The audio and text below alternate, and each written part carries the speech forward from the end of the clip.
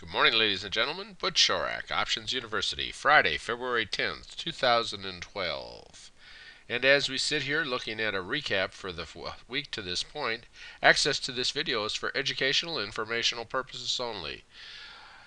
Nothing contained in this video, website, or promotional material constitutes a promotion, recommendation, solicitation, or offer of any particular investment, security, or transaction. And with that in mind, let's take a look at the economic announcements that we had so far this week as we've gone through the first 4 days. On Monday, we had little or nothing. Basically, nothing happened. On Tuesday, the biggest news we had was Bernanke spoke, and he has not really done any damage to the market as in many of his recent speeches, as he learned how to say things that really didn't affect the market as he was speaking.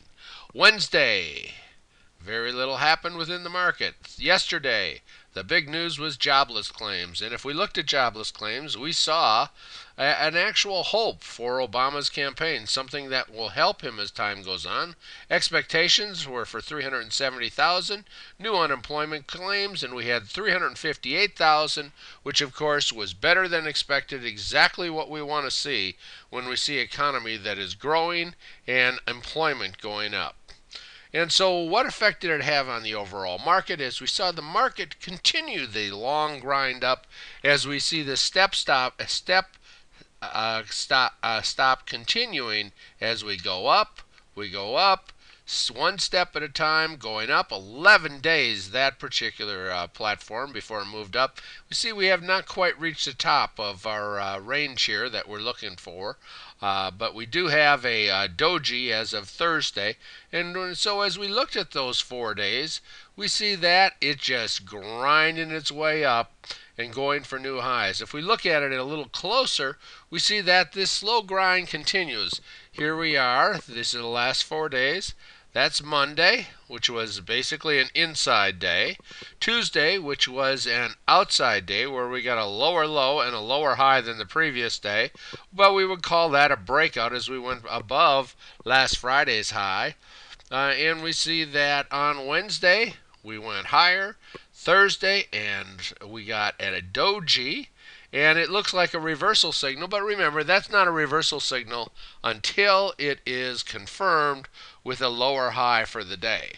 When we look at our targets, we see that this is our prospective range that we're looking at, have not yet reached the high that we're looking at. On all of this, while it's continuing, we're having decreased volatility in the market, and many of these days are low range days. They're not big range days, and so we see the market basically during the day having times where all it moves is anywhere from 2 to 3 points for hours on end. Not exactly the most exciting market for day traders, but for those of you that are position traders, there are momentum stocks to look at, and you certainly have the opportunity to be making money with those momentum stocks. So the last 4 days, there's only been one word, and that's up. And we certainly are due for a pullback. If we look at the VIX, we see that the VIX is sitting underneath that 20 mark. If we look at the VIX over the last year, we see that we have returned to what one would consider a more normal range as we look at this range that's below 20. This historically has been a range that we spend a lot more time in. Remember the old adage, when the VIX is low, it's time to go. When the VIX is high, it's time to buy. So we see that we were high and have come down, and by all rights as far as the year is concerned, we're basically looking at some low VIX. So we certainly are due for a pullback or some kind of healthy pullback in order to continue the rally on up. The air is getting a bit thin up here. All right, let's take a look at the next and what's going to come tomorrow. Well, I think one can expect more of the same, the slow grind up in this stair-step fashion as the market continues on.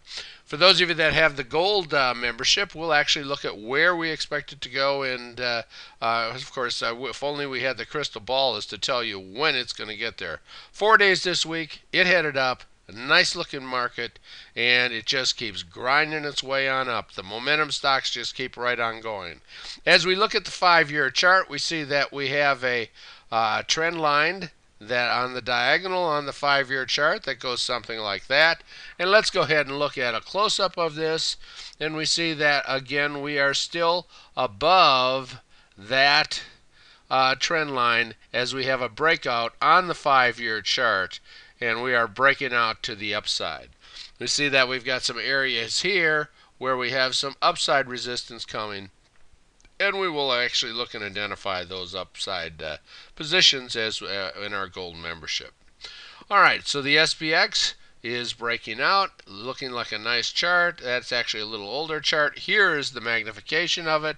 That is the line that you were seeing on the previous chart, and you see that when we look at this, we are, and these are weekly candlesticks, that our weeklies have broken up, and we're up in new territory as we're breaking out from the triangle that we were talking about 2 slides ago.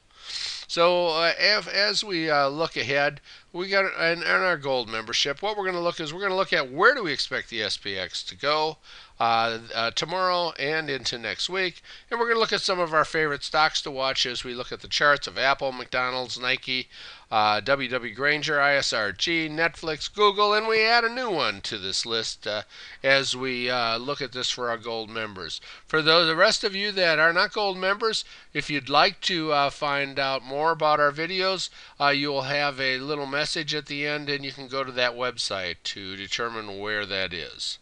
So thank you for those of you that are will be leaving us. So gold members, hang on. We'll be starting again in just